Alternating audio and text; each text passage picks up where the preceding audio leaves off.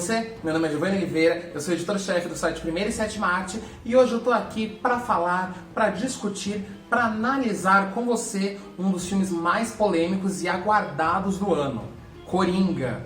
Você está pronto para colocar um sorriso nessa cara? Então bora lá!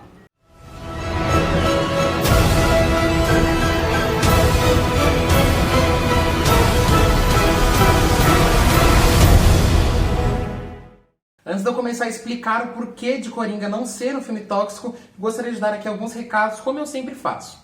O primeiro é que lá no site, no primeiraesetemaarte.com.br, já está disponível a crítica do filme livre, totalmente livre de spoilers, tá? O link direto para o texto tá aqui na descrição do vídeo, então só clicar aí sem medo de ser feliz e de tomar um spoiler aí na cara, tá? Eu posso adiantar que eu gostei muito do filme, que eu achei sensacional, achei impecável mesmo, e eu vou lá no texto dar os motivos, né, que me levaram a dar uma nota bem alta para ele, tá? Mas sem revelar nenhum detalhe importante da trama. O segundo recado que eu tenho para dar, antes, né, de começar o vídeo, é que diferente da crítica, diferente do texto que está lá no site, esse vídeo aqui contém spoilers. Então se você ainda não assistiu o filme, cara, foge!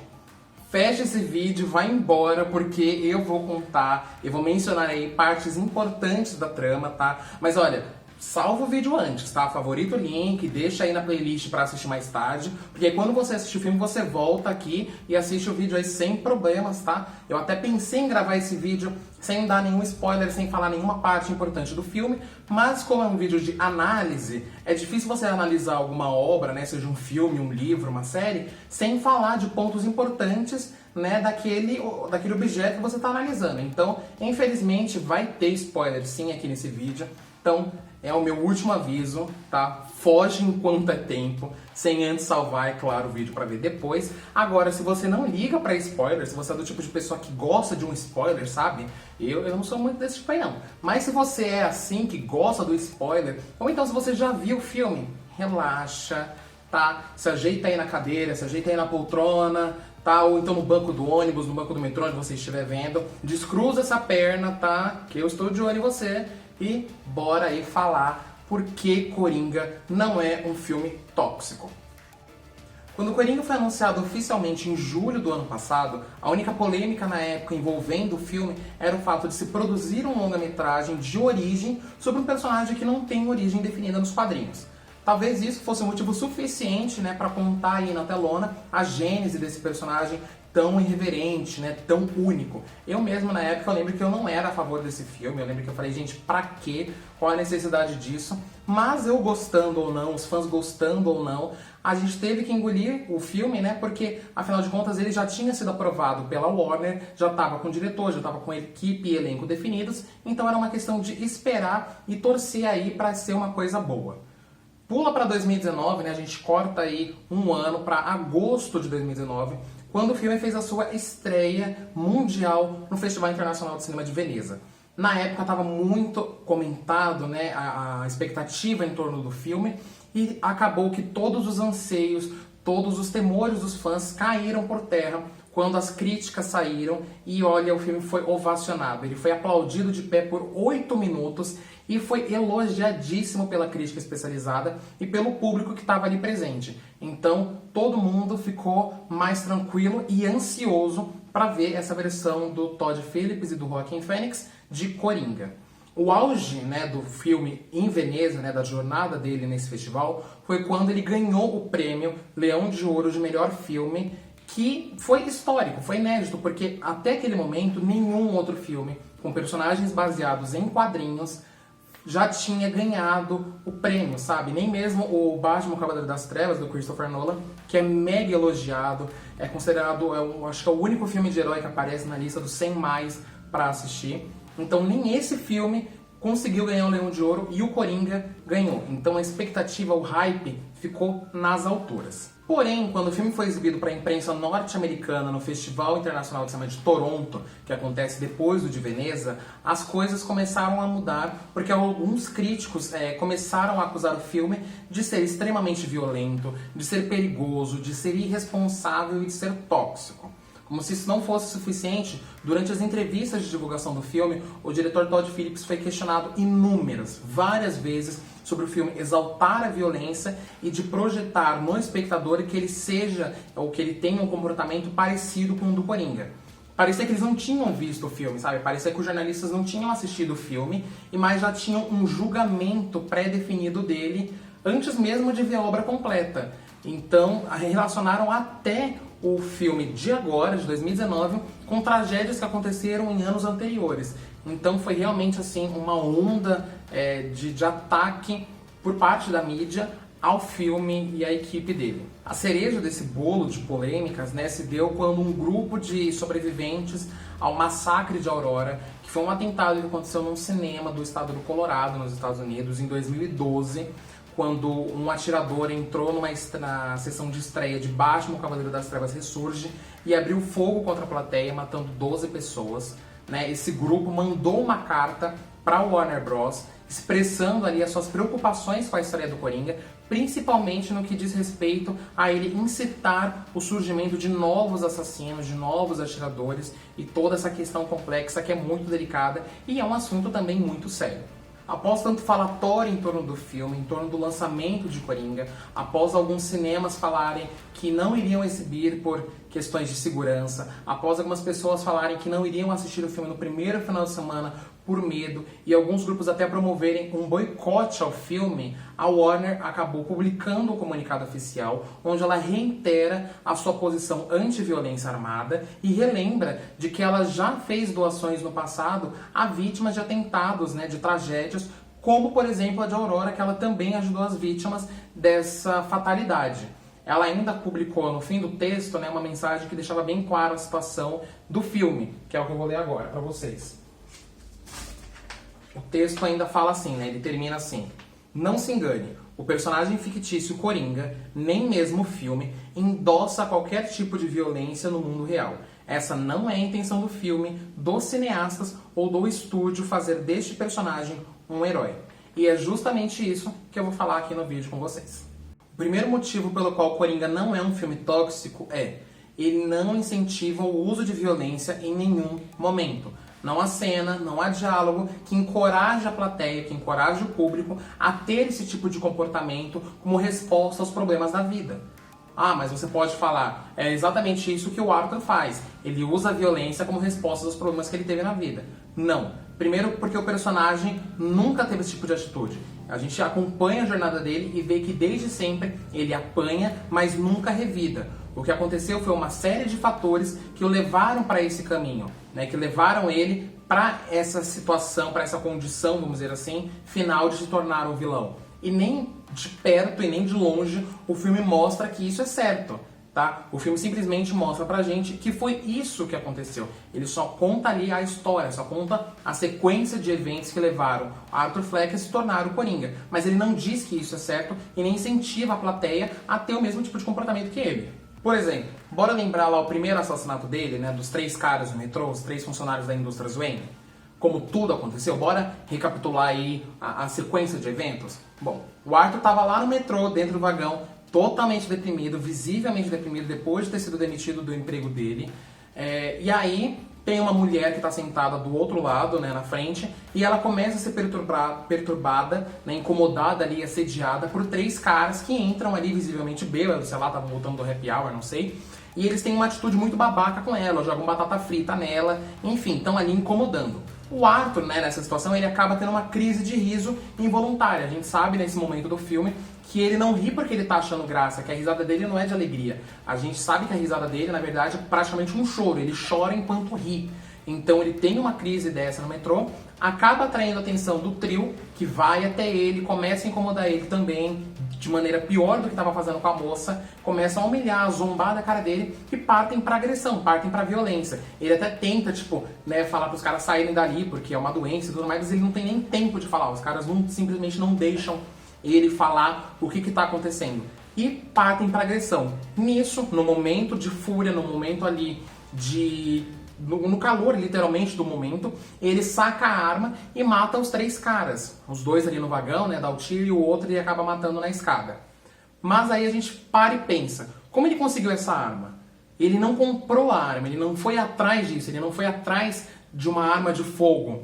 Ele ganhou aquela arma de um cara, né, de um colega, o escroto do Randall, lá no trabalho dele, que dizia que ele tinha que se proteger, que ele tinha que se impor, que isso e aquilo. Ou seja, isso só mostra pra gente que ele não foi atrás da violência, tá? Ele não buscou isso, esse comportamento agressivo. E segundo, que pessoas civis, né, os civis no geral, não deviam ter acesso à arma de fogo, porque no momento de fúria como esse, no momento de merda, vamos dizer assim, as coisas podem sair do controle, pode se tornar uma tragédia maior. Imagina, sei lá, um cara bêbado no trânsito, uma briga de trânsito normal, não precisa nem estar bêbado a pessoa, um cara assediando uma moça numa balada. Imagina quantas tragédias isso não podia, a posse de arma pode desencadear, entenderam? E principalmente para quem tem distúrbios mentais, que é o caso do Arthur Fleck. Né? Ele é uma pessoa que sofre, que tem seus distúrbios e tudo mais. É uma pessoa que não tem condição nenhuma, né, de ter uma arma na mão. Isso é perigosíssimo. Ai, Giovanni, mas depois, né, do assassinato, quando sai nos jornais, a galera começa a apoiar o crime, começa a apoiar lá o responsável pelo triplo homicídio. Porque até aquele momento a galera ainda não sabe que foi o Coringa, e o povo só descobre isso quando ele dá a entrevista lá no programa do Murray no final e antes de matar o cara com um tiro na cabeça. Mas por que a galera tá assim apoiando esse crime? Né? Por que a galera apoia esse ato aí de 3 pessoas ricas, né, terem sido mortas no metrô de Nova York, ou no metrô de Gotham City? A galera apoia porque há anos os cidadãos de Gotham convivem com o descaso, convivem com a indiferença e com a má administração do governo de Gotham, né, da prefeitura de Gotham. É corrupção, é gente sendo roubada nas ruas, é lixo por toda parte, tem a greve lá dos lixeiros que faz com que surjam até super ratos, tipo... Mano, a galera tá vivendo no lixo, a galera tá vivendo na pior condição humana possível pra uma cidade, sabe? Eles estão vivendo no fundo do poço da, vamos dizer assim, da dignidade humana. Então, quando acontece alguma coisa desse tipo, né, desse triplo assassinato, a galera acaba vendo isso como uma coisa boa, que pode mudar, sabe? Que pode dar um chacoalhão no governo. Porque se o governo tivesse tido uma boa administração, se as pessoas tivessem acesso a direitos básicos de saúde, de educação e tudo mais, os valores éticos do povo não estaria tão distorcido. Né? Mas eles convivem com o quê? Com um governo que não faz nada, com os ricaços chamando quem não consegue também virar rico de palhaço, né? Que o próprio Thomas Wayne tem essa fala, que é o que desencadeia depois lá o movimento do Somos Todos Palhaço. Então, tipo, é uma inversão ética de valores aí muito grande em Gotham. Os ricos, ao invés de ajudar a construir uma cidade melhor junto com o governo, não fazem nada, ficam lá, né, na opulência. O governo não faz nada também, corta programa social, corta isso, corta aquilo, e não faz nada pra nem limpar a rua da cidade. Como você acha que a galera desse lugar vive? A galera, óbvio que ela só tá, tipo, no limite, ela tá aqui, ó, engasgada. Então qualquer coisa que acontecesse seria um estopim para praticamente uma revolução civil. E aí isso acontece. Se não tivesse chegado a esse estado, a cidade de Gotham, se o governo tivesse cuidado bem, se fosse uma cidade boa, onde todo mundo tivesse oportunidade igual, ninguém estaria com valor ético pessoal tão distorcido a ponto de apoiar um assassino, ou então nas sociedades atuais, né, do mundo real, apoiar torturador e tudo mais. Isso é uma inversão de valores que, ó, a construção é um pouco mais antiga, né? A origem desse problema é um pouco mais antiga. No dia seguinte, o Arthur ele ainda vai na psicóloga, né? Ele vai lá na sua consulta, acho que é semanal, não sei, mas ele vai lá na sua consulta que já estava marcado com a psicóloga. Ele tá até um pouco mais feliz, não vamos dizer assim feliz, mais confiante. Ele tá até com uma postura mais confiante lá durante a consulta, durante a sessão, mas ainda assim é um cara fragilizado. Ele ainda é um cara sofrido que acabou de cometer um crime. E ele tenta desabafar, a gente percebe que ele quer contar ali o que aconteceu, só que a psicóloga mal tá ouvindo ele, né? A assistente social mal tá ouvindo, porque ela quer avisar pro Arthur que o governo cortou os programas sociais, né? Os programas ali de ajuda, então as consultas não iriam acontecer mais, porque para uma pessoa que tem algum tipo de problema assim, por exemplo, a gente acabou de passar aí pelo Setembro Amarelo, que, né, a prevenção ao suicídio e tudo mais, de depressão, é importante você falar, é importante você abrir seu coração e não passar essa dor sozinha, não enfrentar esse momento de tristeza, de dor só. É importante você falar para você obter ajuda. Então ela ali, a assistente social, tá falando que isso não vai mais acontecer, ou seja, já é menos uma coisa para ajudar o Arthur, a ele ser uma pessoa sã, e ainda não vai ter mais os remédios, ou seja, o cara foi largado, como sempre a gente vê, a camada mais pobre da sociedade, a camada mais necessitada é quem mais sofre, sabe? A camada que mais precisa de amparo, de ajuda, é a camada que está mais largada. E aí não tem como você esperar que ela siga de boa com a vida dela. Tanto que depois que o Arthur para de tomar os remédios é quando ele vai e mata a mãe dele, depois que ele descobre que ele é adotado, né, e tudo mais, e que ele não é filho do Thomas Wayne, como a mãe dele acreditava. Depois ele mata a mãe dele asfixiada, ele planeja a morte do Murray lá no programa. Então, tipo, se ele ainda estivesse com os remédios, acho que no mínimo ele estaria ainda um pouco são, né? Mas, infelizmente, ele é abandonado pelo governo, pela sociedade, e acaba aí, né, sucumbindo a si mesmo, né? Ele é destruído, a cada fragmento do seu ser, a cabeça do cara tá um caos. Então, infelizmente, é uma coisa muito triste, que se isso fosse evitado, de que, mais uma vez, se o governo tivesse evitado esse corte em programas sociais, tivesse tido mais atenção por quem precisa, nada disso teria acontecido.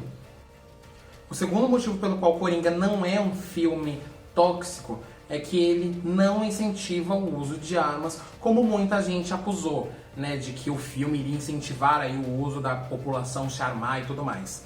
Primeiro que o filme, mais uma vez, também não tem nenhuma cena de glorificação, de exaltação, a posse de arma, de que isso vai fazer você ser uma pessoa melhor, que isso vai te passar, sabe, uma postura melhor, que você vai ser alguém melhor, que isso vai te evoluir como ser humano. Na verdade, a única cena que chega perto de ter aí uma glamorização da arma é quando o Arthur tá dançando em casa, né, sozinho lá, sem camisa, que a gente vê bem o osso dele, o corpo dele, e aí ele tá lá dançando, imagina que ele tá dançando com uma mulher e tudo mais, e aí de repente a arma dispara. Só que quando a arma dispara, todo esse clima aí que poderia estar glamorizando a posse de arma, ele cai, tipo assim, muito rápido. Porque ele fica desesperado, preocupado se a mãe dele ouviu o barulho. A mãe dele tá gritando e ele vai lá igual uma criança. Sabe quando uma criança pega fazendo merda? Quando tá lá fazendo arte, pintando a parede, alguma coisa assim. Ou então tá lá no quarto, derruba alguma coisa, a mãe grita, o que foi isso aí? E a criança fica desesperada, numa situação praticamente patética, que ela tá ali, ela encolhe totalmente, toda a coragem que ela tinha antes encolhe. É praticamente isso que tá acontecendo com o Arthur,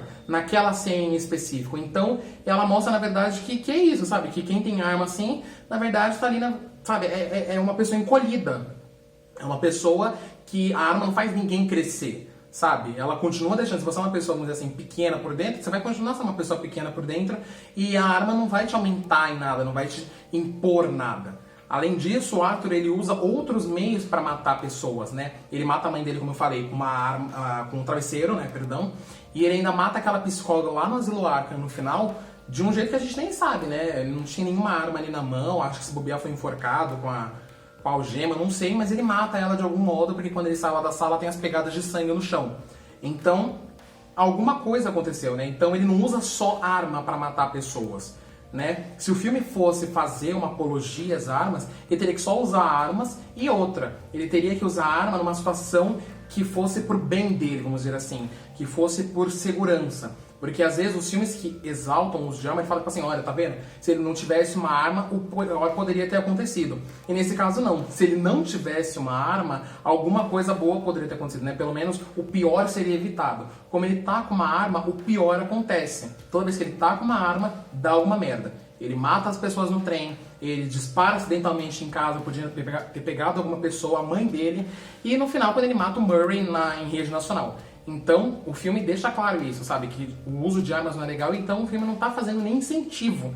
Ele só tá mostrando o que tá acontecendo ali naquela situação. E outra, o filme ainda deixa claro que o Randall, que foi o babaca que deu a arma pro Arthur, ele na verdade é um cara covarde, sabe? Ele é um cara totalmente frouxo, vamos dizer assim.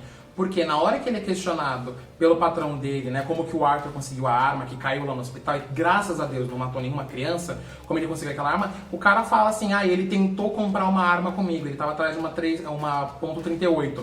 Tipo, mano, foi você que deu a arma na mão dele, foi você que literalmente entregou e falou que ele precisava daquilo ali pra se impor. Ué, por que ele não se impõe agora e assume a responsabilidade do ato dele, falando, não, fui eu que dei a arma pra ele, só não sabia que isso ia acontecer. Porque ele sabia que se ele falasse isso, ele ia perder o emprego. Então, no final das contas, o cara é um covarde, sabe? Ele se esconde atrás da arma pra bancar o bambambam, pra bancar o machão. Só que quando você tira a arma, você percebe que a pessoa é um covarde. O filme mostra isso. Que essas pessoas, assim, que são cruéis, né, que defendem o posse de arma e tudo mais, para falar assim, não, você tem que se impor, é questão de segurança, não sei o que, não sei o que lá, na verdade elas são covardes, sabe? O filme deixa isso bem claro, né, com essa situação de mostrar a hipocrisia do Randall durante o filme, né? De que ele primeiro aparece ali como o cara que defende e depois não defende. Isso só leva a gente a entender que é justamente isso, né? E por que ele tem essa atitude aí de ser o bambambam, de posar de macho alfa? Por causa de uma sociedade que incentiva que os homens sempre sejam poderosos, sabe? Que incentiva que o cara tem que defender a família, tem que ser o grande herói. A sociedade constrói isso e é isso que o Randall representa. Esse cara que acredita que tem que salvar o dia, mas no final ele não passa de um nada, né? Ele é um covarde que nem assumiu os próprios erros, ele assume. Por falar aí em violência, né, por falar em armas e tudo mais, esses comportamentos mais hostis, isso nos leva a um dos argumentos favoritos por quem está atacando o filme, de que ao ver as cenas de violência, as pessoas vão copiar, né? O filme vai incentivar a plateia a ter esse tipo de comportamento que está vendo no filme. Primeiro que as cenas de violência mesmo são poucas, são pouquíssimas que tem no filme e elas são muito cautelosas, né? Teve uma preocupação muito grande em apresentar essas cenas. As únicas cenas assim que são realmente mais gráficas, né, que são realmente mais explícitas, são 3 assassinatos, né? É o do Murray no final com um tiro na cabeça no programa, é o do Randall sendo tesourado na cara, né, no olho depois que ele vai na casa do Arthur quando a mãe dele morre, né, prestar condolências, e no começo quando ele mata lá os caras quando o Arthur mata o trio no metrô. Então essas 3 cenas, elas não estão lá por simples violência gratuita. Elas fazem jus à trama, sabe? Elas ajudam o roteiro a avançar. Elas não estão simplesmente ali, foram jogadas e são desnecessárias e são descartáveis. Obviamente também que o filme tem outras cenas de violência, de cenas espancadas, de soco e pontapé, de revolta e tudo mais. E a cena dos pais do Bruce morrendo no final, mais uma vez, né? Mas é isso, sabe? Nada tá ali como violência gratuita. E segundo, gente, que a gente tem que ficar claro isso na cabeça, de que nenhuma mídia é capaz de sozinha influenciar o comportamento de alguém. Se essa pessoa não se sente conectada por algum outro motivo, nada vai acontecer, sabe? E isso também não é de responsabilidade, né? Essa conexão do público com o filme também não é de responsabilidade dos produtores, né? Até porque eles não podem prever isso, eles não podem saber quem é que está assistindo o filme. É basicamente como se fossem umas propagandas que a gente vê, um trailer. Se você vê um trailer de um filme, se você vê a propaganda de um produto novo, e você não se sente conectado com aquilo, se você não sente nenhum interesse por algum motivo seu pessoal, que às vezes você nem até sabe direito dizer o porquê, você não vai comprar, você não vai assistir aquele filme, você não vai consumir. Né? Alguns teóricos de semiótica, né, quem faz faculdade de jornalismo, publicidade, propaganda, né, essas áreas de comunicação social, sabe do que eu estou falando. Antigamente se acreditava nisso, né? Se tinha essa ideia de que uma mídia só ela podia influenciar a mente da pessoa. Se ela visse uma comercial, compre, ela ia comprar. Se ela visse um cartaz escrito vote no fulano, ela ia votar no fulano. Mas depois se viu que não, que na verdade as atitudes de uma pessoa são a soma, né? Elas são reflexo da soma de inúmeras variáveis e de inúmeras circunstâncias pessoais que vão levar aquela pessoa a ter uma determinada atitude. Então você não tem como prever cada experiência, cada variável dessa pessoa que vai levar ela a ter um comportamento, né? Por isso, justamente, o filme do Coringa ele não pode ser culpado de violência, de incitar violência, né? De ele ser aí o fogo, né? O isqueiro, vamos dizer, a faísca que vai incendiar o mundo, vamos dizer assim. Até porque a gente sabe que violência já está aí ó, há um bom tempo. O filme está chegando agora em 2019, né? Então antes disso nunca teve violência. E fora que, se alguma pessoa assistir o filme, né, e Deus livre guarde, tiver algum comportamento similar, algum comportamento parecido com o do Coringa, isso não é por causa do filme, é por causa de uma série de outros fatores, é uma série de outras circunstâncias da pessoa que ela já tinha e que ninguém viu ou fingiu que não viu também, sabe? No final das contas, uma pessoa, quando ela tem um ato violento, ela contém qualquer coisa, um motivo para justificar, até no comercial de pasta de dente. Então não adianta culpar o filme do Coringa pela violência, ou então que o filme vai incitar e tudo mais. Não adianta, porque uma mídia sozinha não tem poder disso. Não tem. Segundo, que seguindo essa lógica aí do se ver, vão copiar, a gente pode aplicar ela em situações aí que também são igualmente incabíveis. Por exemplo, beijo gay. Ver um beijo gay numa série, na novela, num gibi, num quadrinho, não influencia ninguém a ser gay. Tá? Se a pessoa falar, não, mas se meu filho ver, se eu ver um beijo gay no quadrinho, na novela, eu vou também querer beijar uma pessoa do mesmo sexo que o meu. Pô, então peraí. Se você quer fazer isso, então a culpa não é do padrinho. Na verdade, era uma coisa que já existia em você, era já um desejo que existia em você e você estava reprimindo ou fingindo que não estava ali, tá? Não é culpa de alguma coisa que você viu ali que vai mudar, ditar totalmente seu comportamento. Se fosse assim, a gente nem teria gay pra começar no mundo. Porque o que a gente vê de beijo hétero na novela, beijo hétero no teatro, nos filmes, nas séries, nos livros, na revista, no jornal, o que a gente vê de beijo hétero, gente, diariamente, tá fora da conta, sabe? Tipo, não dá nem pra mensurar. No dia a dia, na rua, no metrô, a maioria dos beijos que a gente vê, por exemplo, na rua é isso. Então, ninguém seria influenciado a ser gay. Então, não teria gay. Tá vendo como não tem lógica? Né? Não tem, gente, como você falar isso, né, que vai influenciar diretamente. Até porque, e as pessoas que cresceram também vendo filmes e séries e violentos, né, e desenhos que fossem violentos. Por exemplo, Tom e Jerry, gente. Papaléguas. E o coiote que sempre apanha. O pica-pau que bate nas pessoas. O pica-pau que se vestia de mulher. Alguém se vestiu de mulher por causa do pica-pau? Alguém tacou fogo em alguém por causa de uma série, por causa do Tom e Jerry, por causa disso? Não, sabe? Você não pode escolher essa galera que assistiu, que consumiu esses produtos, né, essas obras audiovisuais e seguir na sua vida, sabe? Normal, sem ter nenhum tipo de comportamento agressivo. Então a gente não pode condenar exatamente o filme por um comportamento violento de alguma pessoa. São uma série de fatores, né? Não dá pra gente generalizar todo mundo e colocar no mesmo saquinho porque tem várias variáveis aí. Senão a gente ignorava a galera, né? Não tem como. Todo mundo teria o mesmo comportamento. Seria uma coisa totalmente previsível. E não é. A gente tem que lembrar, gente, que cada pessoa, cada indivíduo vai ser atingido de uma maneira diferente, sabe? De uma maneira única e incomparável do que com outra pessoa, sabe? Ninguém vai ter a mesma reação do que outra pessoa ao consumir uma obra. E isso não dá pra prever, como eu falei anteriormente. A gente, né, os produtores de cinema e etc, eles não conseguem prever qual que vai ser a reação da plateia. Eu aposto que quando eles estavam fazendo Coringa também, por exemplo, eles não sabiam que ia ter todo esse tipo de repercussão da galera falando que o filme é tóxico, isso e aquilo. Cada um vai ter uma resposta diferente ao filme e isso não dá pra prever, não dá.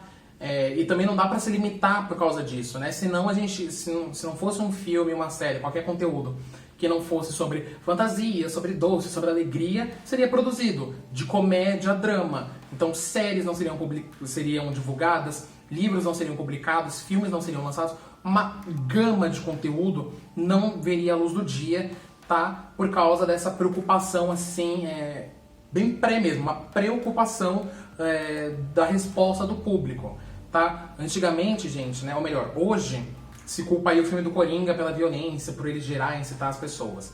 Antigamente, né, até alguns anos, e nem tanto tempo mesmo, culpavam o videogame pela violência do jovem, né? A violência juvenil era culpada por causa do videogame. Até o presidente Donald Trump, ele falou assim que os tiroteios dos Estados Unidos eram por causa dos videogames.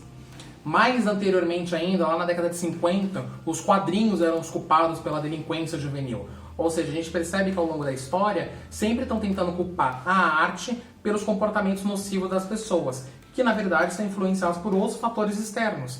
Por exemplo, o machismo, por exemplo, o preconceito. Sabe, ninguém se preocupa com isso. Ninguém se preocupa com, por exemplo, essas questões que são realmente muito mais tangíveis e muito mais nocivas à sociedade do que a arte. A arte em si, né, que no caso, é o único meio de fazer as pessoas pensarem, refletirem, saírem da casinha, né? A função do cinema é isso. Tirar você da sua zona de conforto e fazer você refletir. E isso o Coringa faz muito bem. Mas as pessoas sendo culpar, o filme é culpado, o videogame é culpado, o quadrinho, o livro é culpado, é um tipo de censura, gente. E isso a gente não pode aceitar. Ah, Giovanni, mas agora todo terrorista e todo atirador vai poder justificar os atos deles, as crueldades deles, dizendo que eles são uma vítima da sociedade igual o Coringa. Não.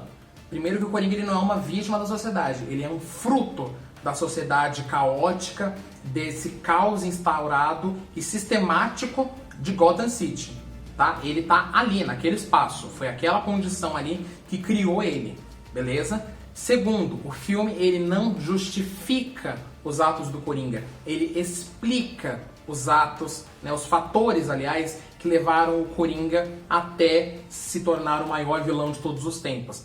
Existe uma diferença muito grande nessas duas palavras. Justificar significa autorizar e explicar significa trazer à luz o que está obscuro, né? Ou seja, nesse caso, os motivos, né? Os fatores que levaram o Coringa a ser quem ele é. Então, bora dar uma olhada aí no dicionário, bora compreender a diferença dessas duas palavras, que às vezes as pessoas usam para a mesma coisa, né? Quando elas querem dizer a mesma coisa, às vezes elas usam justificar ou explicar, mas elas têm significados completamente diferentes. E o filme deixa claro isso. Ele explica os fatores que levaram o Coringa a ser quem ele é, mas ele não justifica. Ao final da projeção, a gente entende os caminhos tortuosos que levaram o Arthur Fleck a sucumbir como ser humano e se tornar o Coringa. Mas, sobretudo, a gente também compreende de que as atitudes que ele tomou foram erradas e que ele merece sim ser punido pelos seus atos de violência.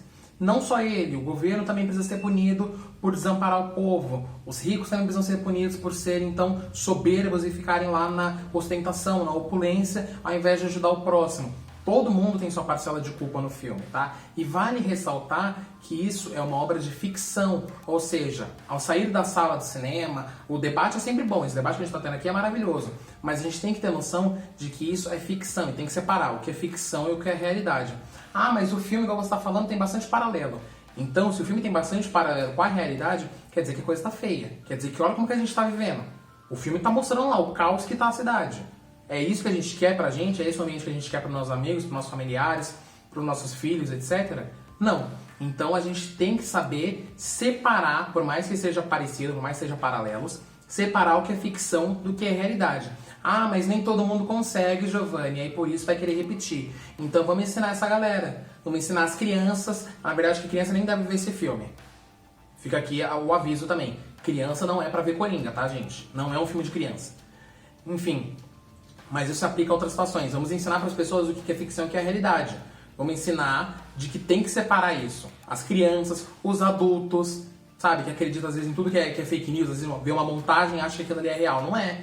Tem que separar o que é ficção do que é realidade, senão a gente não evolui. E se a gente se prender ao fato de que não vai fazer um filme sobre um assunto assim, porque a galera vai se confundir o que é realidade e o que é ficção. A gente está no caminho errado. A gente tem que dar educação para todo mundo, a gente tem que lutar por uma educação de qualidade no nosso país e no mundo, para que todo mundo consiga desenvolver o seu próprio senso crítico e analítico para ver o que é realidade, o que é ficção, estabelecer paralelos e tudo mais. A gente precisa disso, a gente precisa levantar todo mundo, não se resumir por baixo, porque assim a gente não vai a lugar nenhum. Bem, pessoal, é isso, né? Eu sei que hoje o assunto foi pesado, o tema foi, pauleira, né? Mas eu espero que vocês tenham gostado do vídeo. E se vocês assistiram o vídeo até aqui, meu muito obrigado, viu? Eu espero também ter sido claro nos meus argumentos e nas minhas posições, nas minhas ideias, né? Se você concorda ou não concorda com algum deles, né? Me diz aí nos comentários, diz também o que você achou do vídeo, né? Mas claro, né? Vamos continuar essa discussão aí desse tema, sempre mantendo o nível de respeito, sem ofender, sem ser grosseiro, sem ser rude, tá? Eu tô observando vocês, tanto direcionado a mim quanto a outras pessoas que comentarem, tá? Vamos manter a civilidade, tá? A gente não vai cair no caos de virar uma sociedade igual a do Coringa, não, tá? Vamos respeitar o próximo, que é muito importante. Se você também quer continuar lendo assim, né, sobre esse tema do vídeo, eu sugiro a leitura de um texto publicado pelo jornalista Bruno Carmelo no site Papo de Cinema, tá? É um texto também pertinente, ele fala também do Coringa, é um texto muito bom, vale a pena a leitura. E que também vale a pena, gente, é você deixar aquela sua curtida aqui no vídeo, né? Então, se ainda não clicou no gostei, se ainda não clicou no like aí, clica agora, deixa aquele like, tá? Se ainda não é inscrito no canal, se inscreve, rapaz. Tá fazendo o que aí, demorando? Bora lá, se inscreve aqui no canal. Se você já é inscrito, meu muito obrigado também, tá? Tô mandando muita energia positiva pra vocês, porque eu vejo toda vez que a pipoca uma notificação, fulano se inscreveu no seu canal, eu fico muito feliz, muito grato mesmo, tá? Aliás, ativa os sininhos para não perder nenhum próximo vídeo e também siga o Primeiro e Sétima Arte nas redes sociais, tá? Curta lá a página no Facebook, siga a gente no Instagram e siga a gente no Twitter, além de, claro, acessar o primeiroesetemaarte.com.br. Tudo bem? Eu fico por aqui, a gente se vê aí no próximo vídeo. Até lá, se cuidem e tchau!